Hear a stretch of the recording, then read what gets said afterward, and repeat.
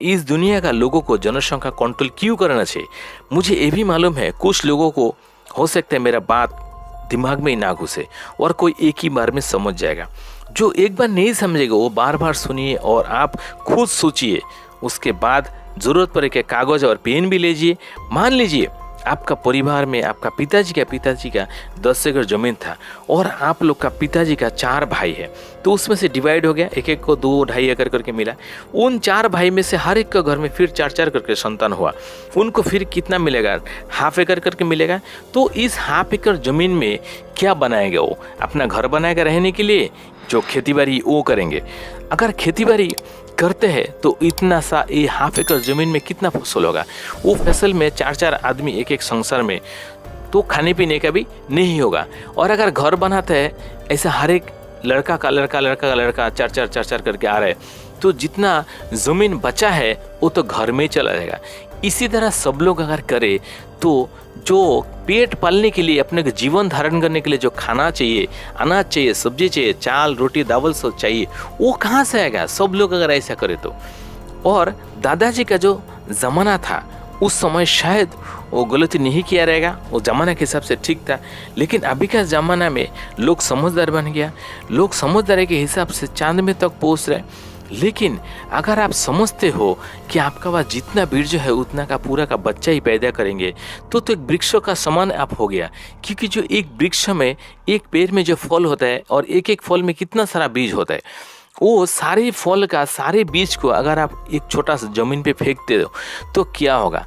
वो सारा जो पेड़ उगेगा वो कुछ काम नहीं आएगा। एक पेड़ में भी वो फल सब्जियाँ कुछ नहीं होगा, क्योंकि ज़मीन पर गई उसमें ठीक से हवा पानी धूप कुछ नहीं मिलेगा। तो इसी तरह इंसान का जीवन में ज़मीन जितना छोटा होते जाएगा उतना ही आपको मुश्किल होगा चलने में, खाने में, जीवन जीने में। आपका संतान को उतना ही कष्ट होगा। ऐसे ही आदमी बढ़ते रहेगा, ज़मीन कमते रहेगी। क्यों? क्योंकि आदमी रहने के लिए भी जगह चाहिए ना, तो उसके लिए घर तो बनाएंगे।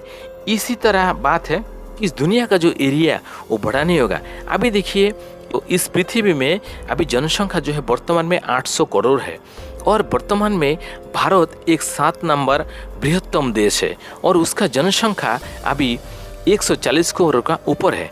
और भारत का एरिया जो है वो है 32,87,263 स्क्वायर किलोमीटर।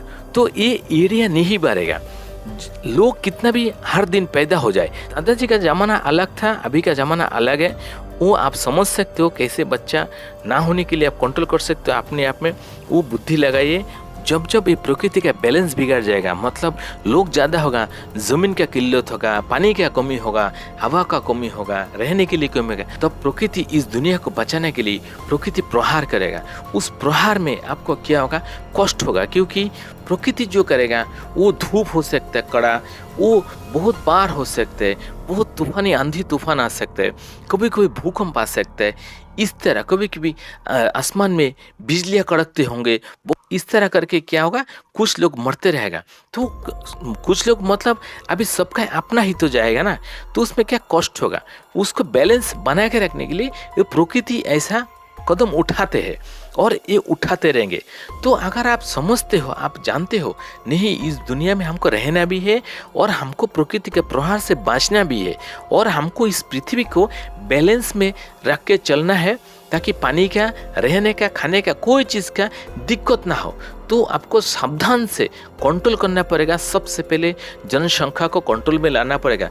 क्योंकि आप समझ ही गए होंगे अभी तक जो समझ में नहीं आया वो मतलब इंसान कहने के लायक ही नहीं है। उसका भेजा में कुछ घुसेगा नहीं बात। देखिए आपका भी दादाजी का 10 एकड़ ज़मीन था, अभी 3 पुस्तक में ख़त्म हो गया, हाफ एकड़ आधा एकड़ ज़मीन मिला।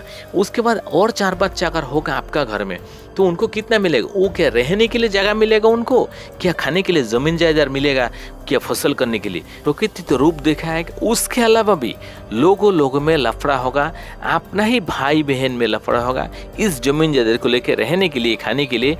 और कभी कभी विश्व युद्ध भी लग सकता है, क्योंकि लोग बढ़ते जा रहे हैं तो कमी होगा, बाकी साधन का कमी होगा।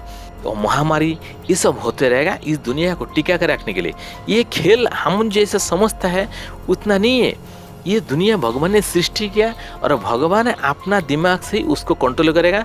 लेकिन आप अगर समझते हो, आप अगर धार्मिक बनते हो और अगर सोचते हो इस दुनिया रहने लायक है और इसको जितना दिन हो सके हमारा जो आने वाले बच्चे हैं, भविष्य है, उनका अच्छा से वो रह सके, खा सके, तो आपको सबसे पहले खुद को सुधारना पड़ेगा और अपने आप को कंट्रोल करना पड़ेगा।